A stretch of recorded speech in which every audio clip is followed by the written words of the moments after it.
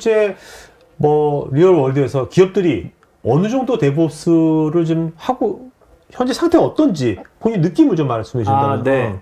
이 데브옵스를 하기 위해서 필요한 것들이 여러 가지가 있는데요. 뭐 제가 뒤에서 세션에서 말씀을 드리겠지만 그 여러 가지 중에서 실제적으로 국내에서는 많이 사용하는 게 이제 데브옵스를 위한 툴들을 많이 사용하시고 나머지 것들은 아직 준비가 많이 안 돼 있거든요. 그러다 보니까 아직까지는 데브옵스에 대해서 인식을 많이 가지고는 계시지만 실제로 이게 실 업무까지 적용되기에는 시간이 좀 더 필요할 것 같습니다. 네. 그러니까 아직 데브옵스가 우리 뭐 클라우드처럼 아직 그 정도는 안 되는 거구나. 네네, 물론이죠. 가상화는 좀 아직까지 조금 어려운 것 왜 같아요. 그럴까? 왜 그럴까요? 이게 왜 그럴까도 다 대부분 사람들이 궁금해 하시는 점인데 네. 사실 저도 아무래도 이런 링크드인 같은 걸 하다 보면은 어느 정도 오퍼가 많이 오잖아요. 저한테 데브옵스 엔지니어라고 하는 타이틀을 가진 오퍼가 굉장히 많이 와요. 그 타이틀을 보고 이제 JD를 살펴보면은 대부분 젠킨스를 써봤습니까? 앤서브를 써봤습니까? 테라폼을 써봤습니까? 이런 자동화 툴이나 프로비저닝 툴, 파이프라인 툴을 사용할 수 있는지에 대해서 물어보지 우리가 데브옵스 환경에 대한 애자일 프로세스를 정해본 경험이 있습니까? 스크럼 팀을 짜본 적이 있습니까? 아니면 혹시 거버넌스 변경이 있었습니까? 라는 이런 어떻게 보면은 회사의 이런 프로세스. 정책적인 부분을 건드릴 수 있는 거는 아직은 변화가 안 된 것 같아요. 데브옵스 잘 아시겠지만 2009년도에 네덜란드의 한 컨퍼런스에서 처음 논제가 된 단어이고요. 이게 논제가 된 이후에 개발자나 운영자들이 이제 굉장히 화두를 많이 가지고 여태까지 쭉 얘기해오고 있는, 지금으로 따지면 거의 한 13년 정도 된 단어라고 보실 수 있겠습니다. 굉장히 오래된 단어인데요. 그런데 이제 저 리차드 델턴이 저 사실 처음 말했나 보죠? 아닙니다. 아니에요? 네. 그런 것 같아요. 그건 아니고요. 저 이름을 적어놓은 이유는 네. 이 데브옵스라는 단어가 나온 지 얼마 되지 않아서 기업에 적용을 하기 시작한 여러 회사 중에 하나가 HSBC거든요. 굉장히 빠르게 도입을 시작했는데 2015년도부터 HSBC에서는 데브옵스 프로젝트를 진행하기 시작했고요. 그때 당시에 이 프로젝트의 이제 리더가 리차드 델턴인데요. HSBC에서는 이제 이 데브옵스 전략의 3대 핵심을 툴, 그리고 people, practice 이 세 가지를 꼽았습니다. 근데 이 세 가지를 3대 핵심이라고 꼽았지만 실제적으로 데브옵스가 뭐냐라고 했을 때 데브옵스에서 가장 중요한 것은 컬처다라고 얘기를 하고 있거든요. 문화를 어떻게 가져가느냐가 데브옵스의 중요한 요소다라고 얘기를 하는데, 이 컬처, 문화를 만들기 위해서 이 문화를 위한 툴이 필요하다라고 얘기를 하고 있고요. 여기서 얘기하는 툴은 이제 기업에서 사용하시는 프로그램이나 어떤 어플리케이션들을 얘기를 하는 거죠. 그래서 이 툴을 갖춰야 되고, 이 툴을 사용할 수 있는 사람들이 있으면 이 사람과 프랙티스들은 자연스럽게 따라오면서 데브옵스가 만들어진다라고 얘기를 하고 있는 거죠. 그래서 세 가지 중요한 요소를 말씀을 드리고, 이 세 가지의 핵심은 바로 컬처를 만들기 위해서다라고 정리를 할 수가 있겠습니다. 진짜 말씀 들어보니까 그 데브옵스뿐만 아니라 어떤 문화를 만들려면 네. 정말 이게 툴이란 게 되게 중요한 것 같아요. 그렇지 네, 않으면 기존의 사람들이 네.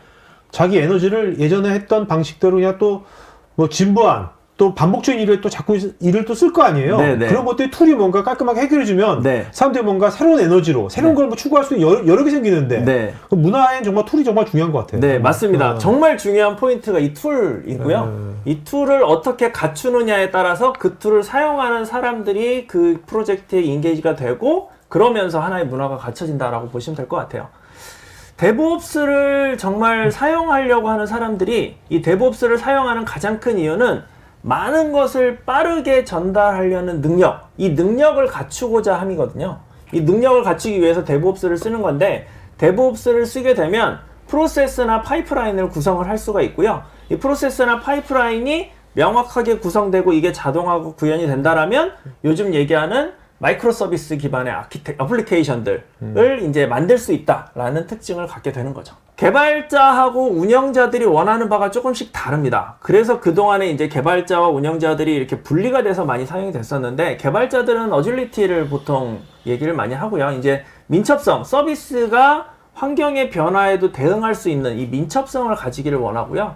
운영자들은 조금 반대의 개념이기도 한데, 민첩성보다는 안정성을 더 원합니다. 어떤 환경에서든지 안전하게, 안정적으로 운영할 수 있는 환경이면 되는 거거든요. 또 가시성도 중요하고. 그렇죠. 그러다 보니까 이 두 개가 약간의 상충을 일으킬 수가 있고요. 이 두 가지를 융합해서 만들자라고 하는 게 이제 데브옵스의 개념이라고 보시면 됩니다. 저 비즈니스는 어떤 걸 원할까요? 비즈니스는 두 가지를 다 원하죠. 네. 네. 그래서 이제 비즈니스 입장에서 봤을 때 데브옵스가 가장 좋다라고 말씀드리는 이유가 자기가 원하는 걸 다 가질 수가 있거든요. 네.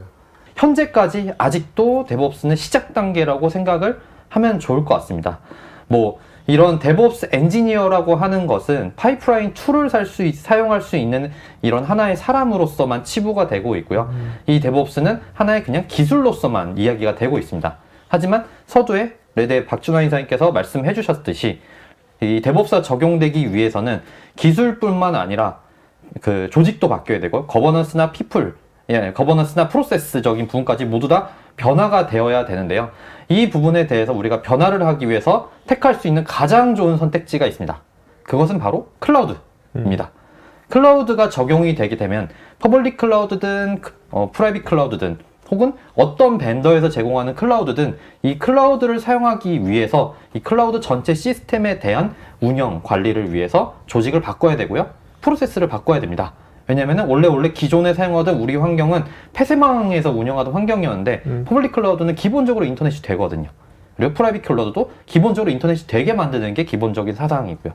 이런 환경에서 우리가 조직과 프로세스가 변하게 되고요. 그리고 팀이 생기게 됩니다. 클라우드 관리팀이라는 혹은 클라우드 기획팀 같은 팀들이 생기게 되죠. 근데 이 클라우드 기획팀과 클라우드 관리팀은 개발, 보안, 네트워크, 운영 이 모든 사람이 포함이 되어 있어야 됩니다. 왜냐하면 이 클라우드에는 저희 알리바바 클라우드에도 약 300개가 넘는 서비스가 있고요. 뭐 타사 클라우드들 거의 막 200개, 300개 이상의 클라우드가 서비스가 있죠.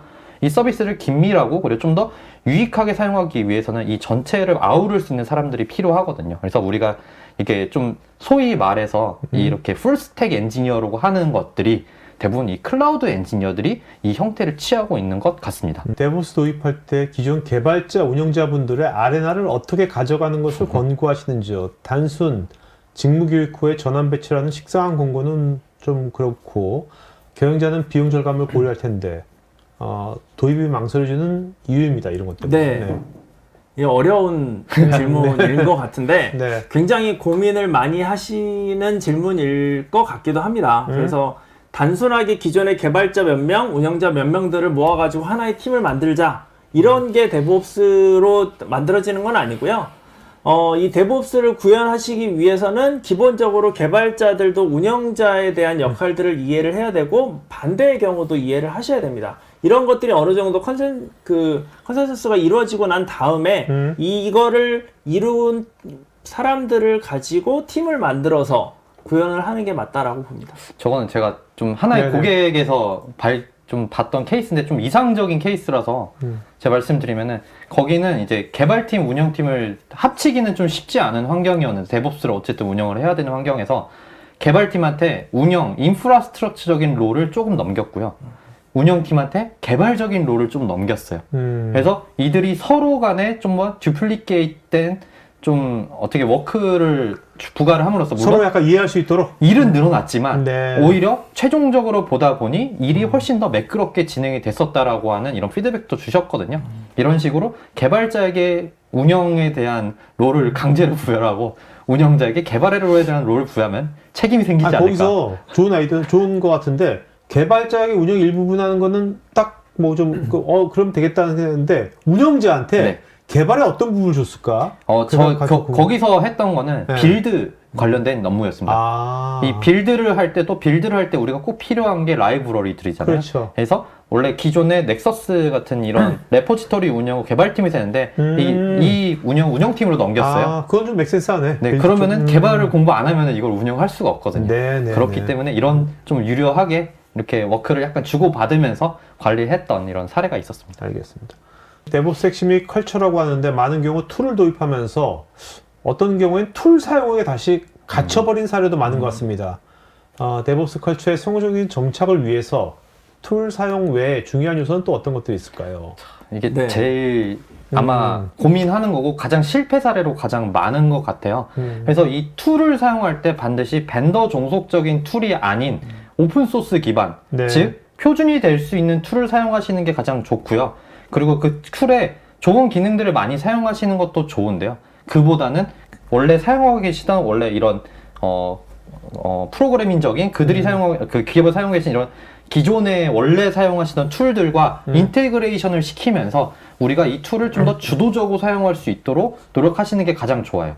이 툴에 우리가 뭔가 기능을 막 사용하면서 이 툴에 갇히는 것보다는 이 툴 위에서 우리가 이거를 지배하면은 이런 큰 문제들이 많이 네. 발생하지 않을까. 그러니까 툴은 툴이지, 네. 그죠? 툴이 네. 목적이 되면 안 된다는 거죠. 맞습니다. 네. 네. 그러니까 우리가 왜 이런 툴을 써야 됐는지 그거에 대한 Y를 항상 생각을 하면서 맞습니다. 이제 써야겠네요. 어제 제가 기사를 하나 봤는데요. 그 기사에 나온 내용이 이제 백악관에서 보안 관련된 컨퍼런스를 개최를 했고 몇몇 기업들을 초대를 했다라고 하면서 그 내용들을 발표한 게 있었어요. 네. 근데 거기에 이제 레드햇도 포함이 되었고 몇몇 이제 클라우드 프로바이더들도 같이 참여가 됐었는데 거기에서 백악관 쪽에서 질문했던 게 보안적인 요소, 지금 말씀하신 형태로 툴의 어떤 부분들을 어떤 형태로 사용해야 되는가에 네네. 대한 질문이 있었고 네. 거기에 대한 답변이 오픈소스를 사용하는데 이 오픈소스를 사용해야 되는 이유가 바로 표준 기술로 활용이 되기 때문에 표준 기술을 사용하는 것들이 가장 좋은